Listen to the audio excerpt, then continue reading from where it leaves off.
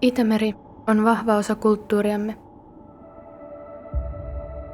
Vuosisatojen ajan sen rannoilla on aneltu ahdilta ahvenia, pakoiltu häijyä näkkiä ja annettu meren lempeiden aaltojen huolia haavoistamme.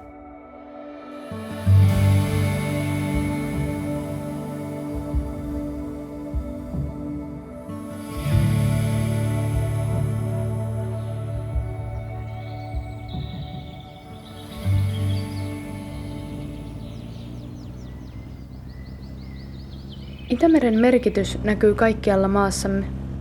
Kuten sanonta kuuluu, ei niin pientä ojaa, ettei mieli mereen.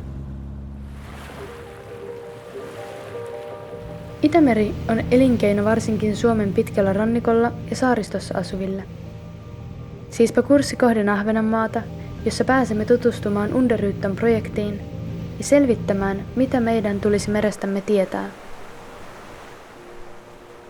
Det som vi har gjort nu med Underytan har varit att försöka starta företag med en regenerativ affärsmodell där vi ger tillbaks mer än vad vi förbrukar från naturen.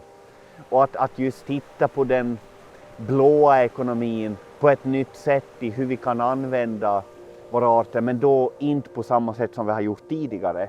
Att vi överutnyttjar Östersjön och tar ut allt för mycket. Men hur kan vi använda Östersjön inom Östersjöns gränser? Och det är viktigt. Alltså, många har ju tappat sin anknytning till havet, och det är ju jätteolyckligt därför att havet är grunden till allt. Alltså havet är grunden till liv. Om man ser på internationell politik, nationell politik, EU-politik och liknande, så har vi ju mycket möjligheter inom att jobba med naturbaserade lösningar och ekosystemtjänster. Det här är en marknad som kanske de flesta inte vet om. Och här har vi ju alla möjligheter att jobba med Östersjön och stärka ekosystem. För att man ska bry sig om någonting så behöver man känna till det, man behöver ha en relation till det. Och alltså mat är ett ganska kraftigt verktyg för att bygga relation till saker och ting. Så därför har vi valt att gå den vägen. Nu har vi börjat hitta så mycket nya användningsområden för alger, så nu vet vi inte riktigt var det här kommer att sluta.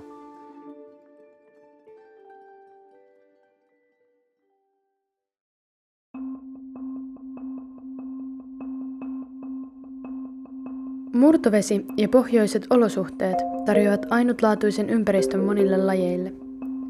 Itämeren vesi kuitenkin vaihtuu hitaasti, mikä tekee siitä erityisen alttiin liialle ravinnekuormitukselle sekä saasteiden kertymiselle.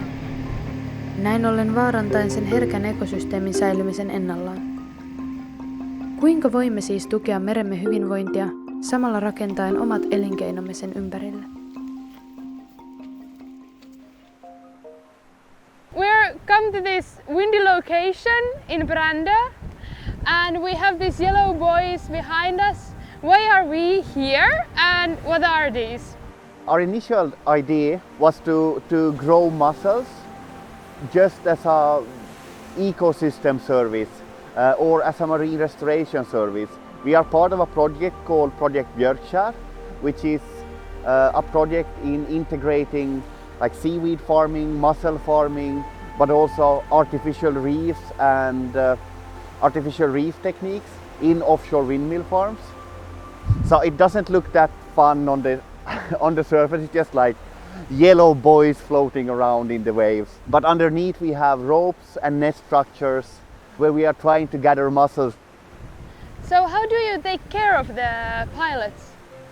Right now they are taking care of themselves. Okay, easy customers. Yeah, that is the thing when you work with these ecosystem services and nature-based solutions, is that we will not interact. We will just create the substrate or the possibility for different species to attach and create their own habitats, so to speak. So this is just like trying to take mussels from this place where we have a lot of mussels to see if we can move them to another location. The importance with the mussels for the fish and the birds is just to create food and the food chain for them so they can reproduce, and that we can strengthen biodiversity in different ways in the Baltic Sea.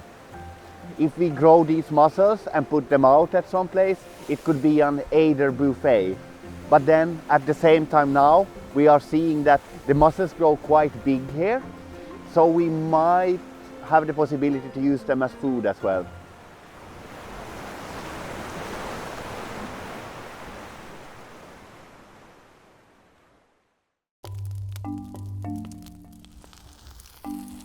Cooked pasta.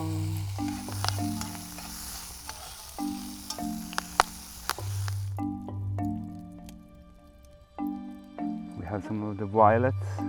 Much tastier if it's pretty. That is true. So, seaweed pasta. This is my first time ever trying the seaweed from Baltic Sea. And obviously I've eaten seaweed in sushi and Asian food, but this, like, it's so close to home. It is.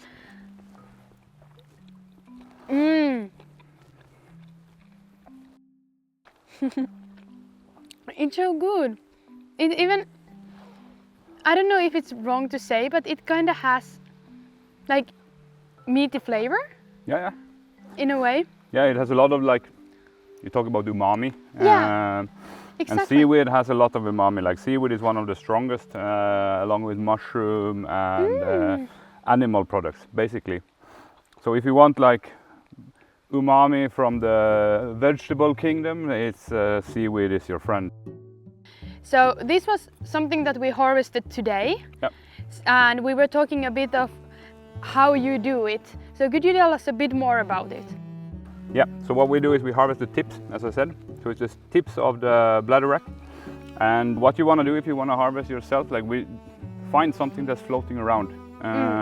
Because that's already lost its attachment to a rock. So you don't harm any habitat by that, you're doing that.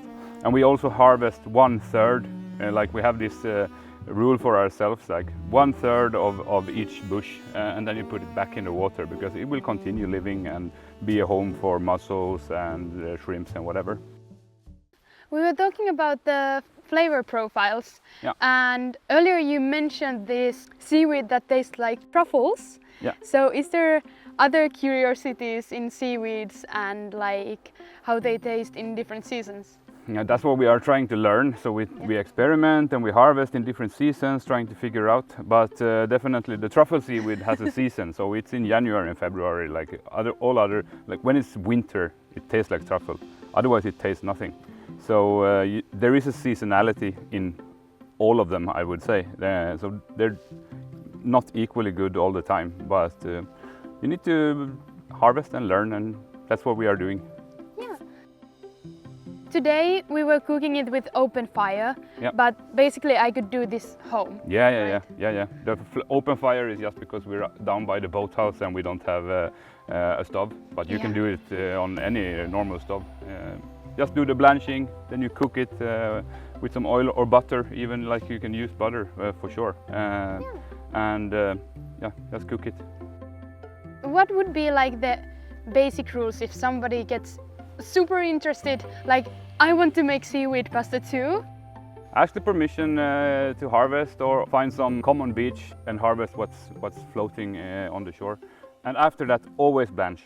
Like, you need to, when you get home, cook up some water and just put it in there. 1 or 2 minutes is fine, because there might be parasites or bacteria or whatever that you don't know about. So just to make sure, cook it for a minute or two and then use it in whatever recipe you want. It's not only that it's edible, it's actually really tasty. I want this home. Yeah.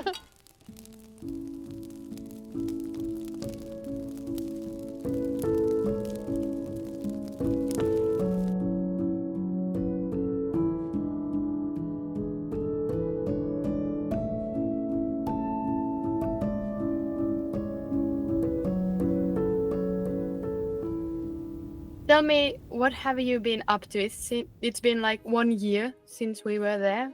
We have launched several new partnerships with really important actors in our sector. RISE, which is a Swedish research institute, and SLU, which is the Swedish Agricultural University. And then we continued at Björkkär. Our mussel rigs has been really extraordinary this year, I would say. It's mussels everywhere. So that's something that we are going to continue to develop next year for both marine restoration practices, but also for something that can be used on offshore wind structures to enhance biodiversity in a way. Det kommer ju att ta lång tid att lösa mycket av problemen. Men vi ser också att saker och ting blir bättre. Miljögifterna går ner i fisk och liksom blåstången kommer tillbaka på ställen där den har varit borta. Så det finns ljusglimtar. Jag tycker absolut inte vi ska inte sluta fiska, vi ska inte sluta med någonting vad vi håller på med, men vi kan göra det på ett bättre sätt. Det finns väldigt mycket osäkerhet kring det här i forskningen också. Men att vi måste i alla fall försöka. Det är väldigt viktigt. Jag vill kunna simma och dyka i Östersjön och se fisk och alger och musslor och allt här långt fram i framtiden.